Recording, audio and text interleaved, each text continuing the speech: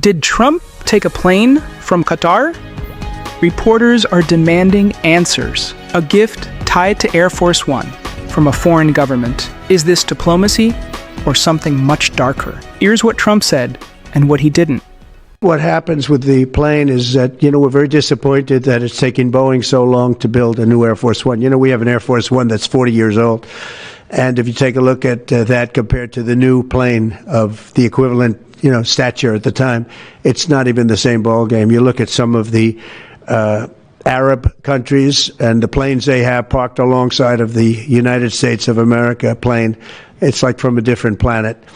And it's close to 40 years old, might be more than 40 years old now. And we, when I first came in, I signed an order to get it built. I took it over from the Obama administration. They had originally agreed. I got the price down much lower. And then when the election didn't exactly work out the way that it should have, a lot of work was not done on the plane because a lot of people didn't know. They made change orders that were so stupid, so ridiculous. And it ended up being a total mess, a real mess. And when I came back, I said, by the way, what's going on with the Boeings that are coming in? Well, sir, they're way behind. And they are. They're way behind. They were way behind. Another mess that I inherited from Biden. And it's going to be a while before we get them. And I think Qatar, who has really, we've helped them a lot over the years in terms of security and safety. I think they, and very, very nicely, and I have a lot of respect for the leadership and for the leader, Qatar. And I think they knew about it because they buy Boeings. They buy a lot of Boeings.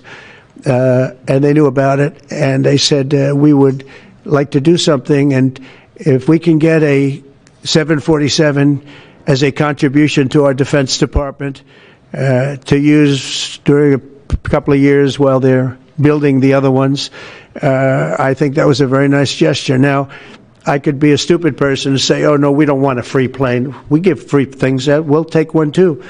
And it helps us out because, again, we're talking about we have 40-year-old aircraft. The money we spend, the maintenance we spend on those planes to keep them tippy-top is astronomical. You wouldn't even believe it. So I think it's a great gesture from Qatar. I appreciate it very much.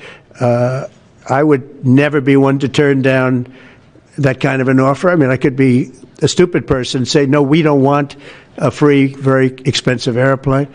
But I thought it was a great gesture. And I think it was a gesture because of the fact that we have helped and continue to, we will continue to, all of those countries, Saudi Arabia, UAE, Qatar, and others. We keep them safe. If it wasn't for us, they probably wouldn't exist right now. And I think this was just a gesture of good faith. And I don't get it. Someday it'll be like Ronald Reagan. They decommission them. They get to a certain age, they decommission them. It'll go to my library. They're talking about going to my library in years out. But I thought it was a great gesture.